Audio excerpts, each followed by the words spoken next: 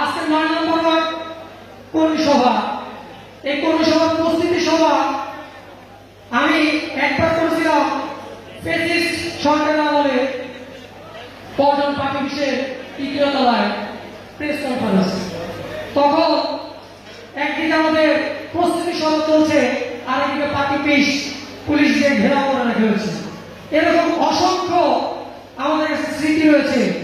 কাকরু থানায়, রূপনগর থানায় আমরা প্রস্তুতি সভা করেছি, ছাত্রলীগ আমাদের উপরে হামলা করেছে।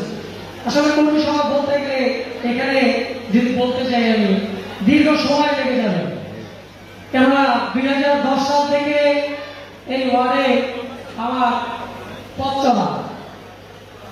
তখনকার সময় 9 নম্বর ওয়ার্ড ছাত্র দলে ইকবাল হোসেন দীপু ভাইয়ের সাথে তার হাত ধরে দারুসালাম ছাত্র দলে তখনকার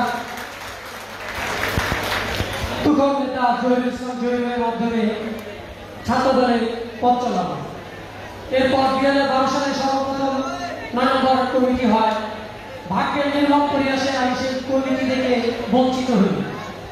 তোমাদের নাকি আমি 2012 সালের কমিটির জায়গায় 2020 সালে দীর্ঘ 8 বছর অপেক্ষার পর সদস্য সচিব হই।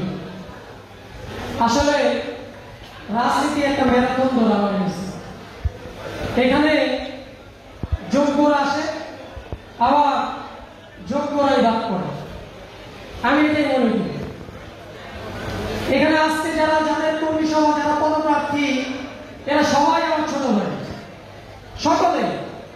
এদের সকলের সাথে আমার দীর্ঘদিনের সম্পর্ক, দীর্ঘদিনের রাজপথে অনেক স্মৃতি রয়েছে, অনেক।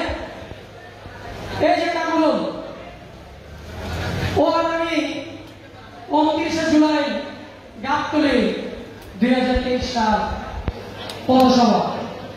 আমি আরো দুইজন দুই রাস্তার দুই পারে হাঁটাহাঁটি করি। আমাদের চোখের সামনে দিয়ে আমরুল্লাহ ভাইকে পুলিশ উঠিয়ে নিয়ে যায়, আমরা দেখি। আমরা অপেক্ষায় থাকি একটা মুখ্যম সময়ে কখন আমরা রাজপথে